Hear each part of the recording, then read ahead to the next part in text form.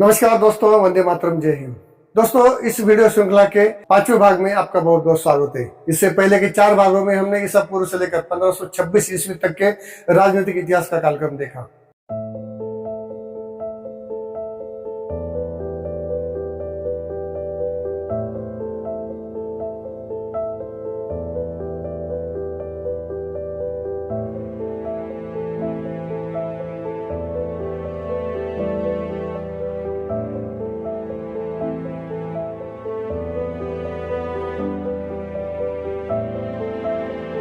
आज हम बात करेंगे दिल्ली सल्तनत से अलग होकर अपने आप को स्वतंत्र राज्य घोषित करने वाले विजयनगर और बहमनी साम्राज्य की।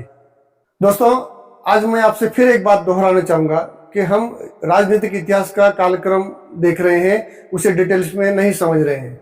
आपको ऐसा ना लगे कि मैं इतिहास को बहुत ही कम शब्दों में बता रहा हूँ, बल्कि मैं इतिहास नहीं बता रहा हूँ, मैं सिर्फ कालक्रम बता रहा हूँ कि कौन से काल में किन शासकों ने शासन किया था, ताकि बहुत ही कम समय में हम भारत के इतिहास को समझ सके।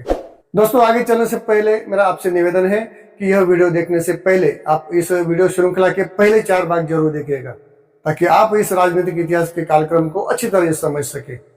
उन चारों वीडियो की लिंक नीचे डिस्क्रिप्शन में दी गई है, या फिर ऊपर आई बटन दबाकर भी आप उन वीडियो को देख सकते हैं।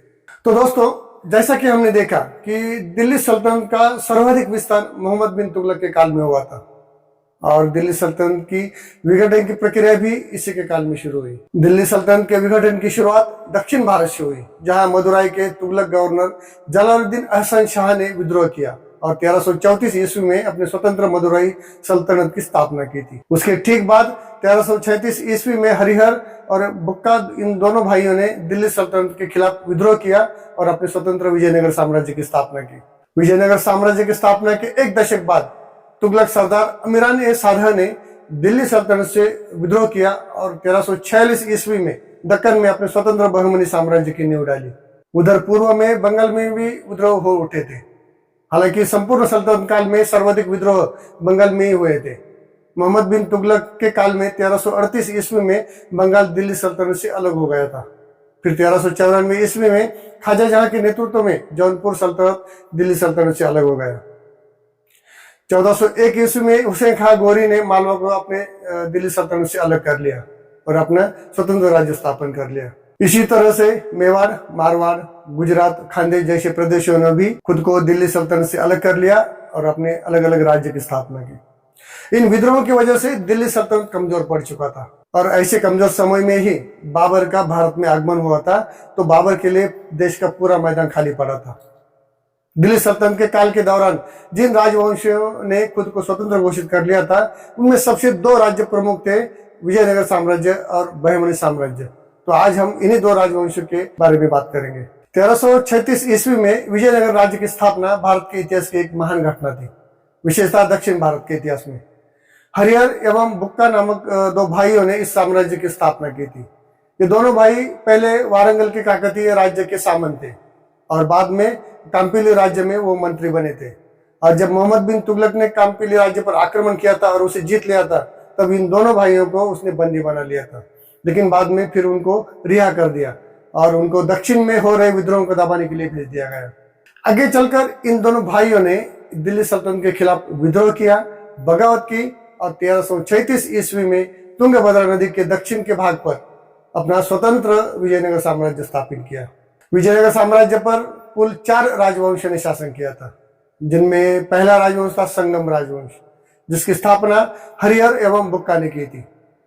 दोनों भाइयों में से पहले हरिहर राजा बना और उसके बाद फिर बुक्का ने सत्ता की बागडोर संभाली। इन दोनों भाइयों और उनके उत्तराधिकारियों ने 1336 ईस्वी से 1485 ईस्वी तक विजयनगर साम्राज्य पर शासन किया था।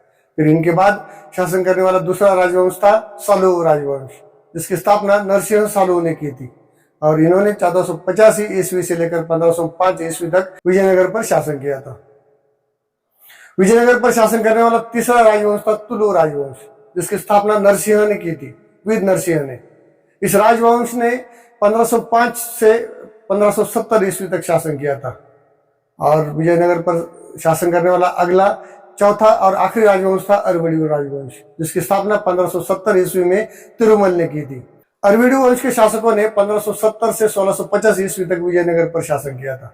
1650 ईस्वी में तालीकोटा की लड़ाई में अरविडू राजवंश के शासक राम राय के विरुद्ध दक्षिण के 4 राज्य बरार, अहमदनगर, बीजापुर और गोलकोंडा ने मिलकर एक संयुक्त सेना बनाई और इस सेना ने राम राय को इस लड़ाई में परास्त किया और विजयनगर साम्राज्य का अस्त कर दिया।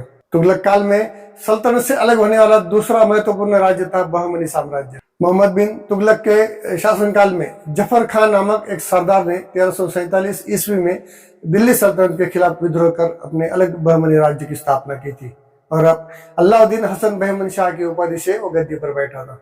इस वंश के कुछ उत्तराधिकारियों के बाद आए शिहाबुद्दीन महमूद शाह, जिसने 1482 से 1518 ईस्वी तक शासन किया था, कि शासनकाल में बहमनी साम्राज्य के विघटन की प्रक्रिया शुरू हुई।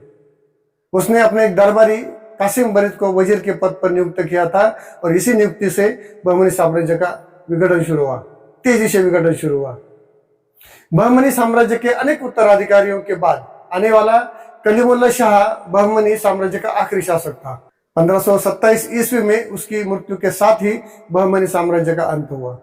कासिम बरीद के वजीर या प्रधानमंत्री पद पर नियुक्ति के कारण शुरू हुए बहमनी साम्राज्य के विघटन से 5 नए राज्यों का उदय हुआ, जिसमें पहला था बरार, दूसरा था बिदर, तीसरा था अहमदनगर, चौथा था बीजापुर और 5वां था गोलकोंडा।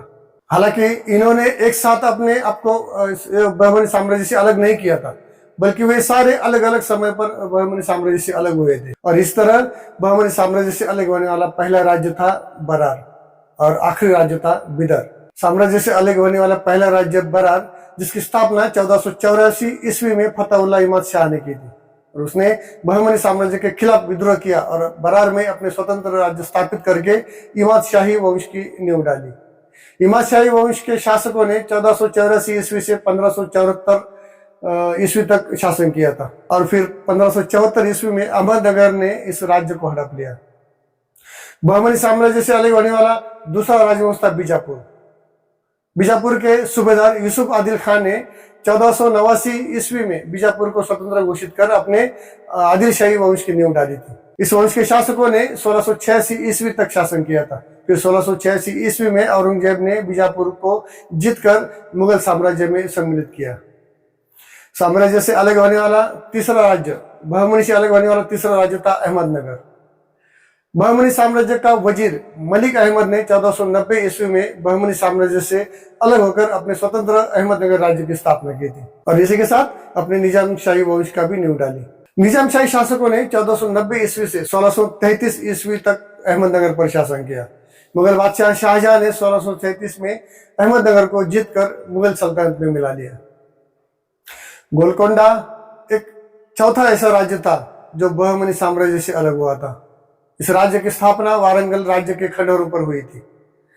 कुली कुतुब शाह ने 1518 ईस्वी में बहमनी साम्राज्य से खुद को स्वतंत्र घोषित किया और अपने अलग गोलकोंडा राज्य की स्थापना की और इसी के साथ कुतुबशाही वंश की नींव भी डाली। इस वंश के शासकों ने 1518 से 1687 ईस्वी तक शासन किया था और फिर 1687 ईस्वी में औरंगजेब ने इसे मुगल साम्राज्य में मिला लिया।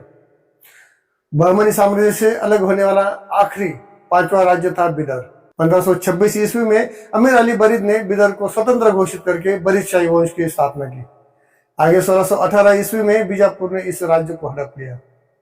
इस तरह से दिल्ली सल्तनत से खुद को स्वतंत्र घोषित करने वाले 2 बड़े राज्य विजयनगर और बहमनी साम्राज्य का अंत हुआ।